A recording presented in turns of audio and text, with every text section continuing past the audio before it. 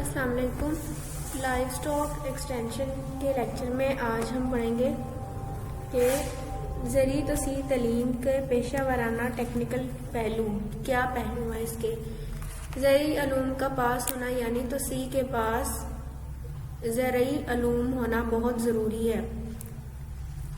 اس کو اپنے شعبے سے متعلق ہر چیز کا علم ہونا ضروری ہے اور اس علم کو دوسروں تک پہنچانے کا طریقہ بھی اسے پراپر طریقے سے آنا چاہیے.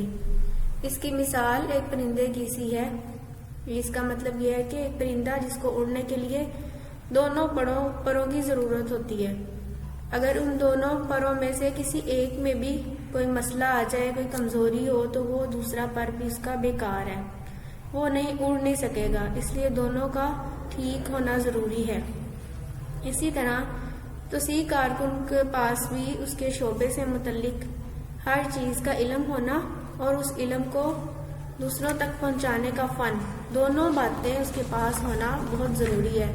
اگر اس میں سے ایک کی بھی عدم موجودگی ہوگی تو دوسری بیکار ہوگی.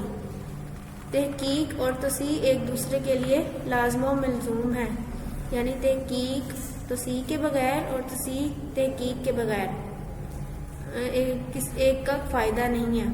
اس کی مثال کیسے ہے؟ ایسی گاڑی جس میں فیول موجود نہ ہو، گاڑی تو ہو لیکن فیول نہ ہو، تو آپ اس گاڑی کا استعمال کس طرح کر سکیں گے؟ وہ بیکار ہے آپ کے لیے.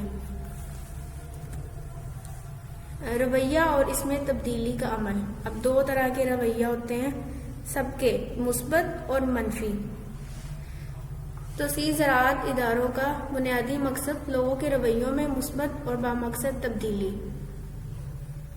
کسانوں کے رویوں کے بارے میں اندازہ ہونا، یعنی کہ آپ کو اگلے انسان کا رویہ اور اس کی ذہنی توجہ دونوں آپ کو پتہ ہونا ضروری ہے کہ کس کام کی طرف اس کا کس طرح کا رویہ ہے، کیا خیالات رکھتا ہے. جیسے کہ اگر کسی بھی فرد کا رویہ اگر کسی کام سے متعلق اس کا مثبت رویہ ہے تو وہ ہمیشہ اسی پیشے کو اختیار کرنا پسند کرے گا. لیکن ہر بار یہ ضروری نہیں ہے کہ جس طرف اس کا ایکسپیرینس اچھا ہو اور اسی کو ہی اختیار کرے. بعض اوقات اس سے الٹ بھی ہو جاتا ہے.